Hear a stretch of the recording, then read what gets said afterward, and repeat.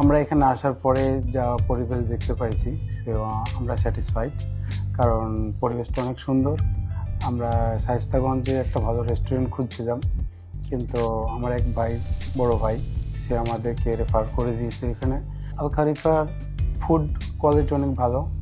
আমি অনেক রেস্টুরেন্টে খাওয়া দাওয়া করছি, বাট এখানকার ফুড কোয়ালিটি এবং ফুডের টেস্ট অনেক ভালো, এবং প্রেজেন্টেশন সব কিছু মিলে আমরা স্যাটিসফাইড। সো ইনশাআল্লাহ নেক্সট টাইম আমরা আবার আসবো।